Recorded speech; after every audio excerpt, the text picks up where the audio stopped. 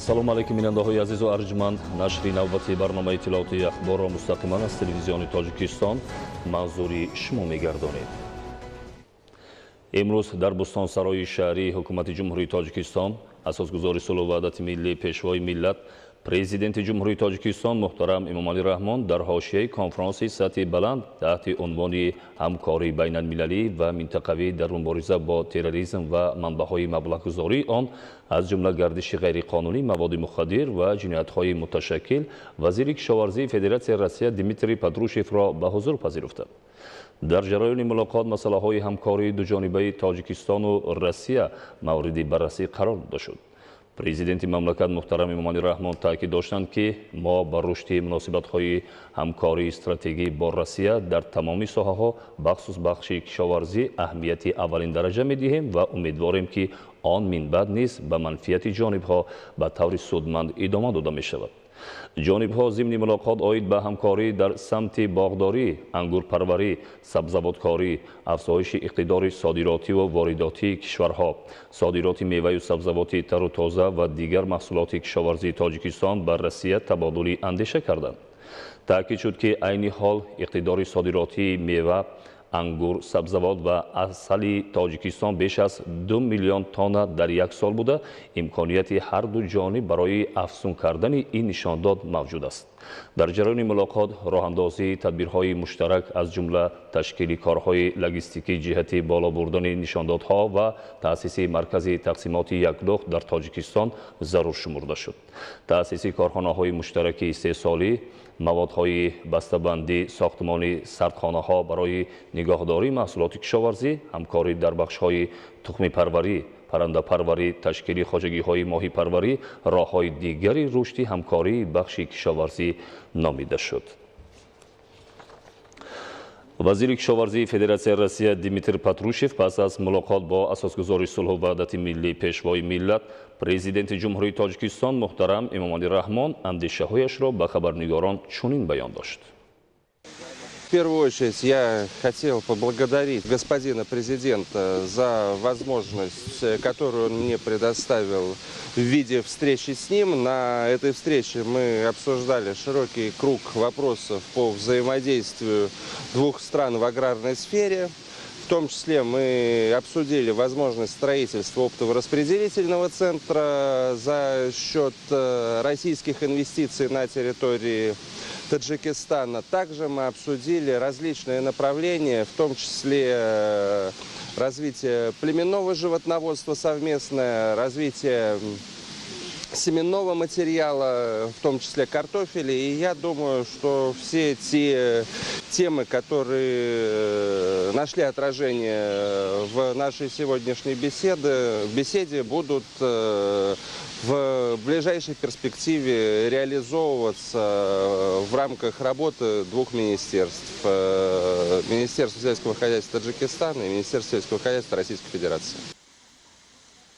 имрӯз дар Бӯстонсарои шаҳрии ҳукумати ҷумҳурии Тоҷикистон асосгузори сулҳу ваҳдати миллӣ пешвои миллат Президенти ҷумҳурии Тоҷикистон муҳтарам Эмомалӣ Раҳмон дар ҳошияи конфронси сатҳи баланд таҳти унвони ҳамкории байналмилалӣ ва минтақавӣ дар мубориза бо терроризм ва манбаъҳои маблағгузории он аз ҷумла гардиши ғайриқонунӣ маводи мухаддир ва ҷиноятҳои муташаккил вазири корҳои хориҷии ҷумҳурии Исломии Афғонистон Салоҳиддин Раббониро ба ҳузур пазируфта. дар ҷараёни мулоқот маҷмӯи васеъи масъалаҳои муносиботи дӯстӣ, ҳамкорӣ ва ҳамҷаворӣ муҳокима гардид.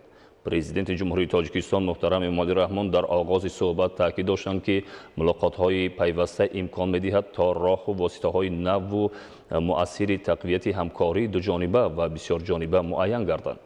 зимни муҳокимаи масъалаҳои амнияти ва мубориза бо зуҳуроти номатлуби ҷомеаи ҷаҳонӣ ҷонибҳо мавқеъгирии ягонаро нисбат ба таҳдидҳои аслӣ терроризм, ифротгароӣ, ҷинояткории муташаккили фаромилӣ, бахсус қочоқи маводи мухаддир амри ниҳоят зарур шумурданд.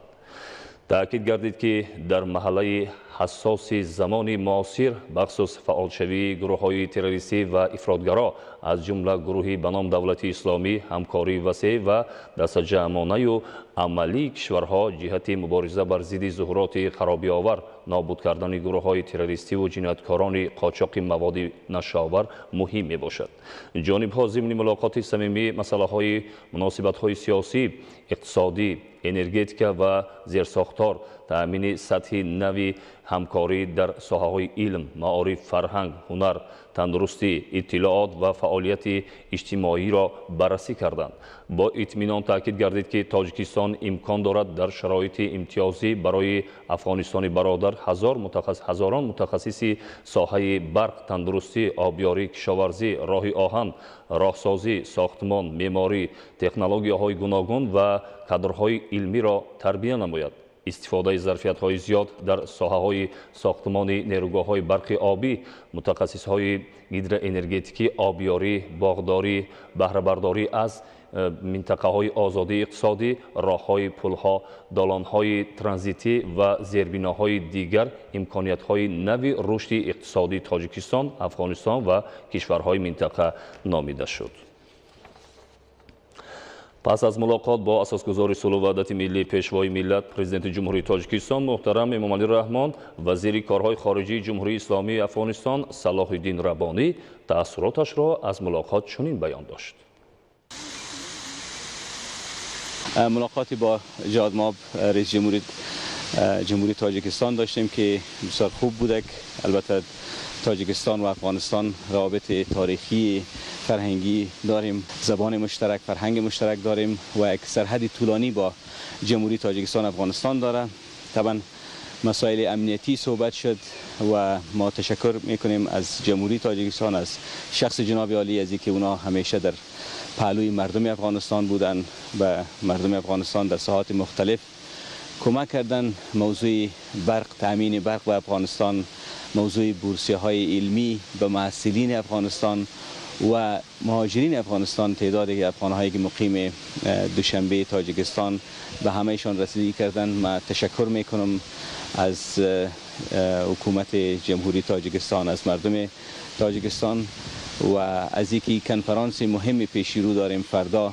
این هم یک کنفرانس بسیار مهم، بر وقت و بجا هست. مسائل مهم به تروریسم، مواد مخدر که تشویش و نگرانی همه کشورهای منطقه است، در این کنفرانس بحث میشه و خوشحال هستیم که از افغانستان هم دعوت به عمل آمده تا در این کنفرانس حضور داشته باشیم و این مشکلاتی که مشکلات محدود به یک کشور نیست، مشکلات منطقه است، باید به یک استراتژی مشترک نیاز است تا بتانیم فائق بیاییم سر از این مشکلات و کوشش کنیم مشکلات با یک استراتژی مشترک حل کنیم. بازم یک بار دیگر تشکر میکنم از دولت جمهوری تاجیکستان، از شخص جهاد مآب رئیس جمهور که دعوت کردن و ما تاجیکستان آمدیم و تشکر بسیار زیاد از شما. امروز همچنین در بستانسرای شهری حکومت جمهوری تاجیکستان اساسگزار صلح و وحدت ملی پیشوای ملت پرزیدنت جمهوری تاجیکستان محترم امامعلی رحمان در حاشیه کنفرانس سطح بلند تحت عنوان همکاری بین المللی و منطقوی در مبارزه با تروریسم و منبع‌های مبلغ‌گذاری آن از جمله گردش غیرقانونی مواد مخدر و جنایت‌های متشکل معاون دبیر کل سازمان ملل متحد ولادیمیر وارانکوف را به حضور پذیرفتند. در رفت ملاقات مجموعه مسائل مناسبات دوجانبه تاجیکستان با تشکیلات با نفوذ سیاره سازمان ملل متحد مورد بررسی قرار داده شد. پرزیدنت مملکت محترم امامعلی رحمان تاکید داشتند که توسعه و تحکیم همکاری دوجانبه با سازمان ملل متحد یکی از سمت‌های افضلیت‌ناک سیاست خارجی کشور ما میباشد.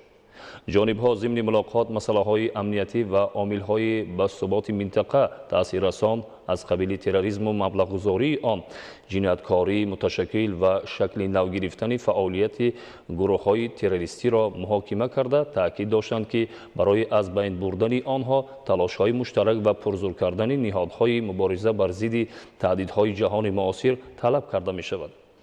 тоҷикистон терроризми байналмилалӣ ва экстремизмро маҳкум карда ҷонибдори амалисозӣ ҳарчи зудтари нақшаи муштараки татбиқи стратегияи глобалии Созмони Милали Муттаҳид оид ба мубориза бар зидди терроризм ва Осиёи Марказӣ ва нақшаи амалиёти тадбири кулли Созмони Милали Муттаҳид оид ба огоҳсозии экстремизми зӯровар мебошад. ҷонибҳо барои муқовимат бо вабои аср, ҳалли вазъи мураккаби сиёсӣ дар Афғонистон, фаъолшавии гурӯҳҳои террористӣ аз қабили Доиш дар қисми шимолии Афғонистон андешидани тадбирҳои мушаххасро ба мақсад мувофиқ шумурданд. Дар ҷараёни мулоқот ҳамчунин дигар масъалаҳои мавриди таваҷҷуҳи ҷонибҳо баррасӣ кардид. ташкил ва гузарондани ҳамоишҳои гуногуни байналмилалӣ аз қабили конференсияи сатҳи баланд, ҳамкории байналмилалӣ ва минтақавӣ дар мубориза бо терроризм ва манбаъҳои маблағгузории он, аз ҷумла гардиши ғайриқонунии маводи мухаддир ва ҷинояткории муташаккил дар Тоҷикистон дар мубориза бар зидди муҳимияти ҷаҳонӣ доштан ҳамкорӣ ба муаррифии бештари имкониятҳои сайёҳии Тоҷикистон мусоидат менамояд. 15 май барои гурӯҳи намояндагони иштирокчии این کنفرانسیای سطحی بلند با موضوع زیبایی و تماشابابی تاجیکستان کلی سریز سفری سیاحتی تشکیل کرده شد. گزارشی همکاران ما در این خصوص. дар давоми наздик ба 2 соли охир шаҳри Душанбе аллакай маротибаи дуюм аст ки ба маркази бузурги баргузории конференсияҳои сатҳи баланд доир ба мавзӯи муқовимати шадид бар зидди терроризму экстремизм, ҷиноятҳои муташаккили фаромилӣ ва манбаъҳои маблағгузории онҳо табдил меёбад. соли гузашта дар ҳамин рӯзҳо конференсияи байналмилалии сатҳи баланд дар мавзӯи муқовимат бо терроризм ва ифротгароии хушунатомез баргузор гардида буд ва рӯзҳои 16-17 майи соли равон бошад дар шаҳри Душанбе конференсияи сатҳи баланд ҳамкории байналмилалӣ ва минтақавӣ дар мубориза бо терроризм ва манбаъҳои маблағгузории он, аз ҷумла гардиши ғайриқонунии маводи мухаддир ва ҷинояткории муташаккил доир мешавад ки аз нақши фаъоли Тоҷикистон дар муборизаи беамон бар зидди ҳама гуна зуҳуроти номатлуби ҷаҳони муосир шаҳодат медиҳад. дар доираи баргузории ин конференсия 15 май барои иштирокчиёни ин ҳамоиши муҳими байналмилалӣ боздид аз кулли сарез ташкил карда шуд. муовини дабири кулли Созмони Милали Муттаҳид, роҳбари дафтари зидди терроризми ин созмон Владимир Воронков дар ин рӯз мӯъҷизаи беназири табиати Тоҷикистон кулли сарезро тамошо карда ба ҷониби Тоҷикистон барои ташкили чунин як сафари сайёҳатӣ ва конференсияи сатҳи баланд ки талошҳои кишварҳои дунё ва ташкилоту созмонҳои байналмилаливу минтақавиро дар мубориза бо терроризм ва манбаъҳои маблағгузории он, аз ҷумла гардиши ғайриқонунии маводи мухаддир ва ҷинояткории муташаккил тақвият мебахшад, изҳори сипосу миннатдорӣ баён намуд. мо намояндагони Созмони Милали Муттаҳид барои иштирок дар конференсияи сатҳи баланд, ҳамкории байналмилалӣ ва минтақавӣ дар мубориза бо терроризм ва манбаъҳои маблағгузории он, аз ҷумла гардиши ғайриқонунии маводи мухаддир ва ҷинояткории муташаккил дар Тоҷикистон қарор дорем ва дар доираи ин чорабинӣ мо аз бисёр ҳам мавзеъи зебои Тоҷикистон кулли сарез боздид ба амал овардем. миннатдории худро ба президенти ҷумҳурии Тоҷикистон муҳтарам Эмомалӣ Раҳмон мерасонам ки ба масъалаи мубориза бар зидди терроризму экстремизм таваҷҷӯҳ намуда чорабинии сатҳи баландро дар кишвари худ баргузор менамояд. як сол пеш дар масъалаи мубориза бар зидди терроризм чунин конференс дар шаҳри Нью-Йорки Штатҳои Муттаҳидаи Америка гузашта буд. дар ин конференс ки рӯзҳои 16 ва 17 май доир карда мешавад, намояндагони кишварҳо ва созмонҳои бонуфузи ҷаҳонӣ иштирок мекунанд.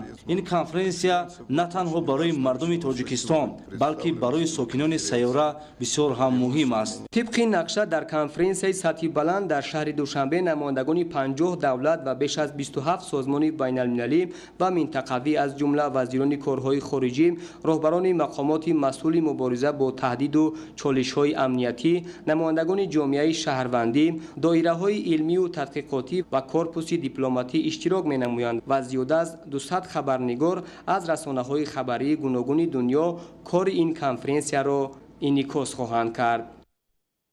раванди мубориза бар терроризм ва экстремизм ки дар ҷаҳони муосир аҳолии сайёраро таҳдид менамояд, дар меҳвари сиёсати ҳукумати ҷумҳурии Тоҷикистон устувор мавқеъ гирифтааст.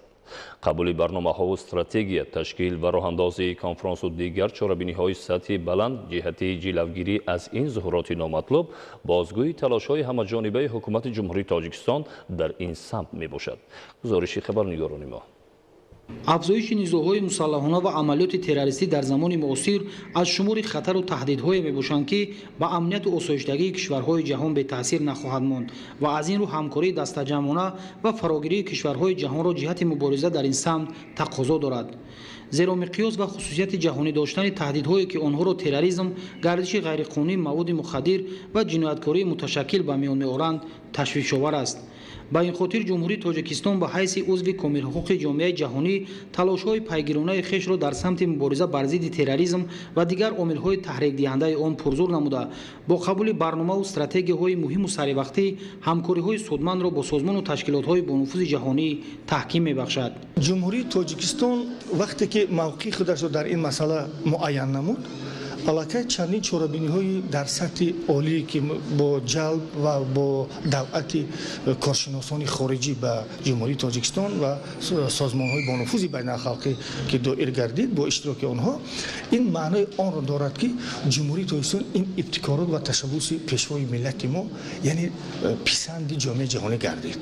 барои мубориза бар зидди терроризм дар замони муосир василаҳои миллию минтақавӣ ва байналмилалие рӯи кор омода истодаанд, ки ба мавҳи инфраструктури низомӣ, роҳҳои таъмини моддию молиявӣ, ҷалби одамон ва тарғибу ташвиқи зӯроварӣ, инчунин бар зидди истифодаи технологияҳои иттилоотӣ бо ҳадафҳои террористӣ нигардонидашуда мебошанд.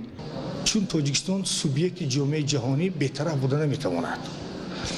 вақте ки ин падидаи номатлуб фарогири ҷомеаи инсонӣ аст, аз ин лиҳоз мо мавқеи сиёсии худамонро дар сиёсати хориҷӣ дар муносибатҳои байналхалқӣ собит намудем ва нишон додем, ки Тоҷикистон хайрхоҳона нисбат ба ин масъала назар мекунад ва ҷонибдори он аст, ки дар қатори дигар кишварҳое ки чун муборизаи идеологӣ бар зидди ин вабои аср бурда истоданд, яъне мавқеи мо бетағйир мемонад. аз ҷониби ҳамаи кишварҳои аъзо татбиқ шудани стратегияи умумии ҷаҳонӣ, Созмони милали муттаҳид бар зидди терроризм, қарорҳои марбутаи маҷмӯаи умумӣ ва шӯрои амнияти Созмони милали муттаҳид, муборизаи муассир бар зидди ҳама гуна шаклу падидаҳои терроризм, аз ҷумла алайҳи бо ҳадафҳои террористӣ истифода кардани интернет ба манфиати кулли кишварҳои ҷаҳон хоҳад буд. ҷумҳурии Тоҷикистон яке аз ташаббускорони асосии баргузории тадбирҳои муҳим дар самти мубориза бар зидди терроризму ифротгароӣ дар сатҳи минтақавию байналмилалӣ ба шумор меравад, ки тадриҷан талошҳо дар ин самт натиҷаҳои дилхоҳ ба бор меоранд. идомаи ахбор. айни ҳол таҳти фармоишгари раёсати сохтмони асосии шаҳри Душанбе дар 27 иншооти таъиноти гуногун аз ҷумла 8 иншооти соҳаи маориф, корҳои сохтмониву васлгарӣ ва лоиҳакашӣ идома дорад. соҳаи маориф ва илм дар меҳвари сиёсати ҳукумати ҷумҳурии Тоҷикистон қарор дода шудааст ва ба он аз ҷониби шаҳрдорӣ таваҷҷӯҳи хоса зоҳир карда мешавад. гузориши Садриддини Сироҷиддин. раванди корҳои ободонию бунёдкорӣ дар шаҳри Душанбе тибқи нақшаи тасдиқгардида ва дар асоси низоми мукаммали корӣ сурат мегирад. дар заминаи амри президенти мамлакат муҳтарам Эмомалӣ Раҳмон ва қарори раиси шаҳри Душанбе бахшида ба таҷлили ҷашни 30-солагии истиқлолияти давлатии ҷумҳурии Тоҷикистон дар пойтахт бунёди беш аз 4000 иншоот дар назар аст. раванди корҳои навсозӣ дар литсеи рақами 3 барои хонандагони болоёқати шаҳри Душанбе ва таъмири биноҳои мавҷудаи муассисаҳои таълимии рақамҳои 93 ва 94 рӯйнавор оварда шуд. литсеи рақами 3 барои хонандагони болоёқати шаҳри Душанбе дар заминаи гимназияи рақами 53 бунёд шуда, он ба таври мукаммал, яъне муҷаҳҳаз бо муосиртарин таҷҳизоти таълимӣ сохта мешавад. сохтмони литсеи рақами 3 барои хонандагони болоёқати шаҳри Душанбе барои 1200 хонанда пешбинӣ карда лоиҳакашӣ шудааст. ҳозир дар ин ҷо дута пудрачи шаҳрнома шудаги лоти 1 ва лоти 2 сохтмон рӯи нақша рафта истодааст. ҳозир кори сохтмонӣ 70% иҷро шудааст. дар маҷмӯъ ду пудрачи 270 нафар коргар кор карда истодааст.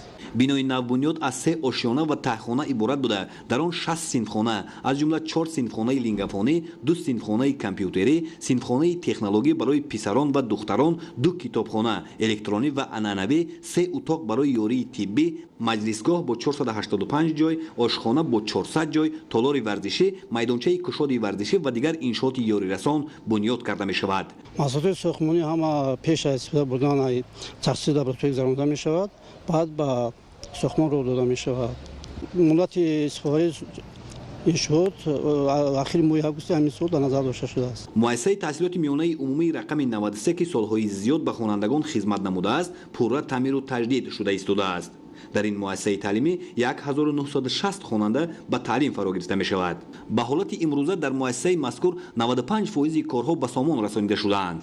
маҷлисгоҳ, толори варзишӣ, майдончаҳои кушоди варзишӣ ва дигар иншооти он низ ба замони муосир ҷавобгӯ карда мешавад. раванди корҳои таъмирӣ дар муассисаи таҳсилоти миёнаи умумии рақами 54 низ бо ҷӯшу хуруш идома дошта, сохтмончиён азм доранд иншоотро дар муҳлати муайяншуда ва мутобиқ ба талаботи муқаррар гардида ба истифода диҳанд.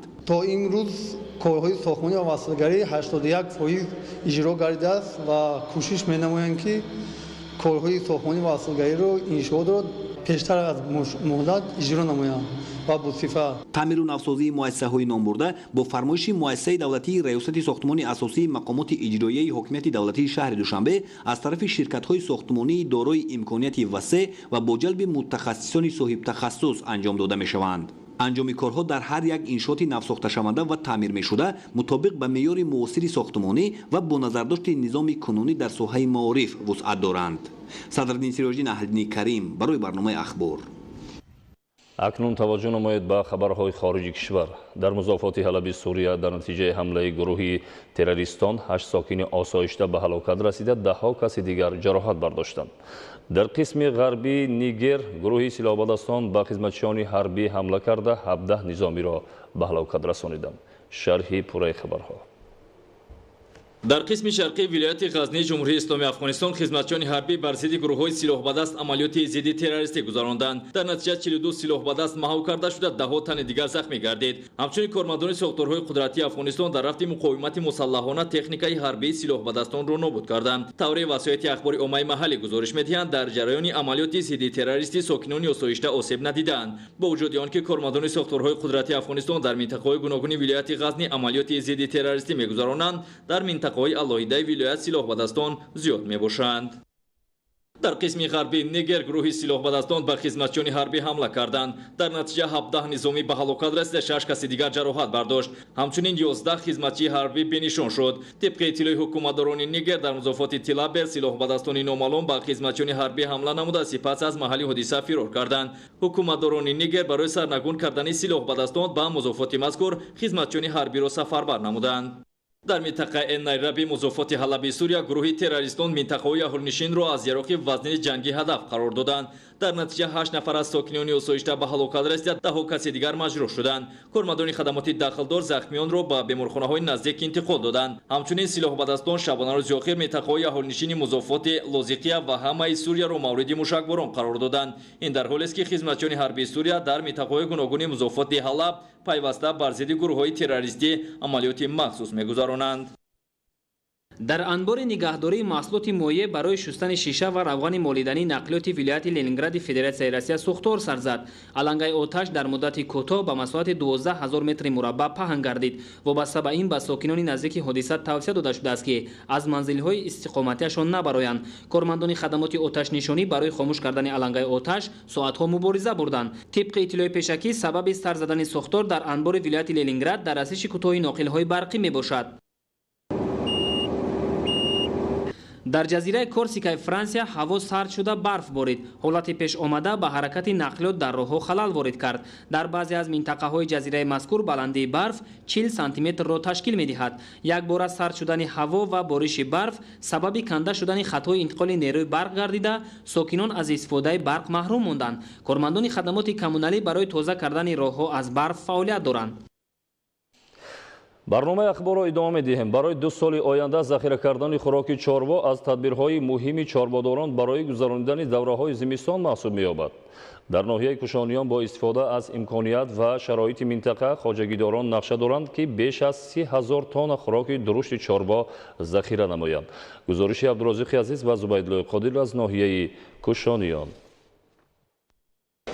با فرصت خوبی فراوان بودن علف‌های طبیعی، چربوپروران ناحیه کوشانیان عزم دارند که برای تا 2 سال آینده خوراک حیوانات ذخیره کنند. واقعا هم در تل و تپه‌های حدود شهرهای کوشانیان، دنغره که قسمتی از چراگاه‌های ناحیه محسوب می‌یابند، جمع‌آوری متشکلانه گیاه و علف‌های طبیعی وسعت دارد. خواجگیداران و چاروداران ناحیه کوشانیان یک ماه باز این طرف عاید جمع‌آوری خاشاک درشت در تل و تپه‌ها و چراگاه‌های ناحیه دوام دارند و طبق نقشه‌ای که در ناحیه وابسته شده است عاید 31000 تن تا امروز 13400 تن خاشاک درشت تایبندی کرده جمع‌آوری کرده شده است و خیلی که همگان می‌دانند امسال بعدی سال خوب و بهار خوب آمدن علف در تل و تپه‌ها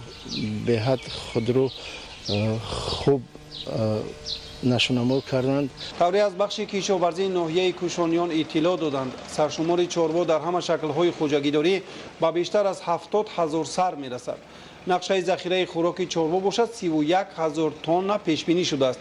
با باوری گفتن ممکن است که دورنمای پیش بینی شده انجام خوراک‌های درشت بر زیاد اجرا می‌گردد.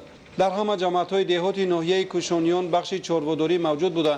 برای تحکیم ساحه و افزون بخشیدن سرشمار چروا امکانات خوب وجود دارد. خوجگی‌های الهیده با استفاده از زراعت تکنیکی مخصوصاً یونوچقه در یک موسم تا 7 مرتبه درو کرده خوراک حیوانات را انجام می‌کنند. در دهات زرگر، ثروت استقلال، نوبهار و شهرک بختریان ناحیه کوشانیان خوراک چروا را در شکل‌های گوناگون ذخیره می‌کنند. طور متخصصان اظهار داشتند در ناحیه کوشانیان بیش از نقشه‌های پیش بینی شده چنین علف‌های غذاناک ذخیره کرده می‌شود. از این رو آنها می‌توانند که خوراک زیادتی چروا را به دیگر شهر و ناحیه‌ها دسترس نمایند. در ناحیه جیهون ولایت خطلان که یکی از ناحیه‌های کشاورزی تاجیکستان به حساب می‌رود، در میدان 2889 گکتار غله کش کرده شده است. عین زمان کشاورزان ناحیه با استفاده از معاصرترین تکنیک‌های ساحوی جمع‌آوری غله را ادامه می‌دهند. سمندر اسکندرزاده موضوع را پیگیری کرده است.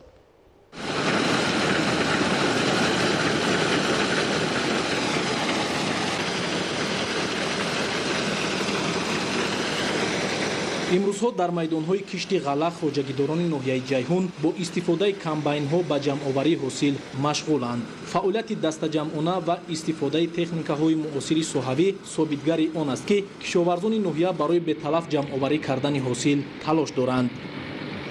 то имрӯзо мо дар майдони зиёда аз 500 гектар дарои гандум гузарондем ки ҳосилнокӣ имсол нисбати соли гузашта бениҳоят хуб аст. ба ҳисоби миёна мо аз ҳар як гектар зиёда аз 50-60 сентнери ҳосил ҷамъоварӣ карда ҳисобидем. татбиқи босамари барномаҳои давлатӣ, самаранок истифода бурдани имконоти фароҳам овардашуда ва оқилона истифода бурдани замину гузарондани кишти такрорӣ ба он мусоидат намуд ки сол то сол майдони кишт дар ноҳия ба маротиб зиёд карда шавад.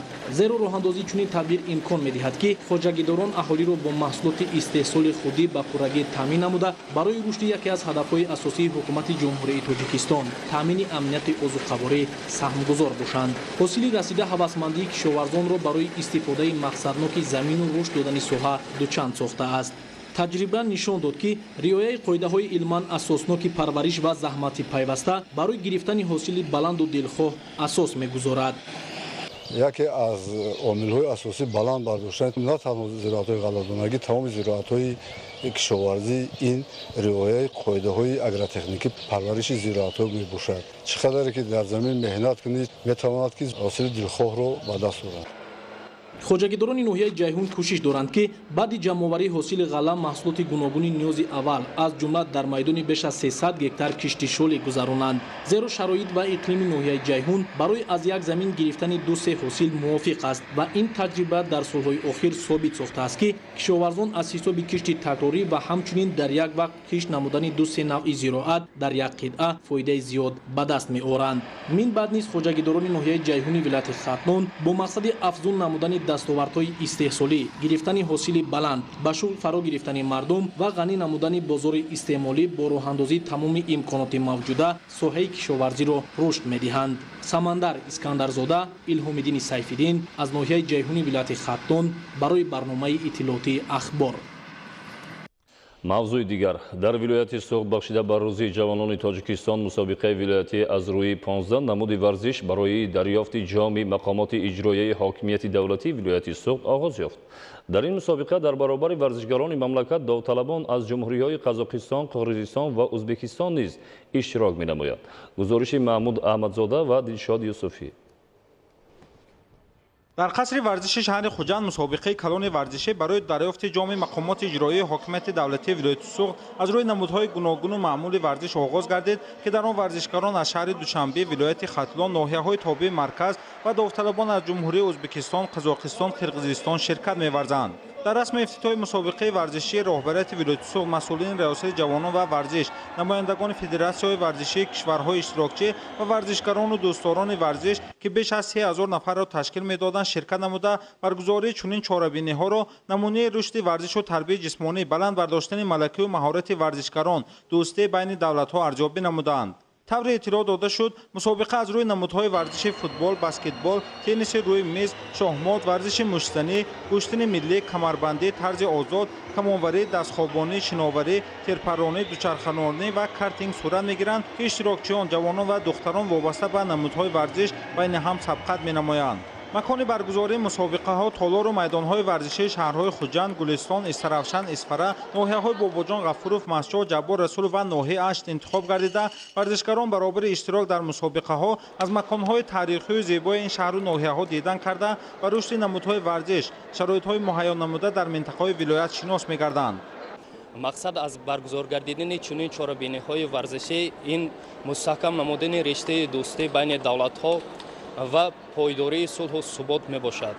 чӣ тавре ки пешвои миллат дар ҳар як суханронии хеш мегӯянд, ҷавонон нерӯи созанда ва бунёдкори халқу миллати хеш мебошанд ва аз ин ро мо ҷавонон ҳаматарафа кӯшиш менамоем ки баҳри баланд бардоштани парчами давлати хеш саъю кӯшиш намоем.